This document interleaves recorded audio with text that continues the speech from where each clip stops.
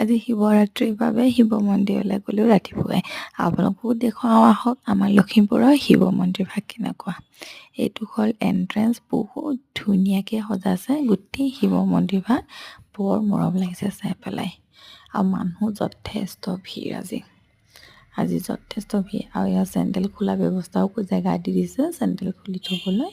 বহুত ধুনীয়া ব্যৱস্থা কৰা হৈছে কিন্তু দেই। আৰু ছাইডত চাকি বন্তি জ্বলোৱা, চাকি ধূপ সেয়া জ্বলোৱা ব্যৱস্থা কৰা আছে। দেখিছে নহয় ইমান ধুনীয়াকৈ যে সজাই আছে মন্দিৰভাগ, বৰ ধুনীয়া লাগিছে।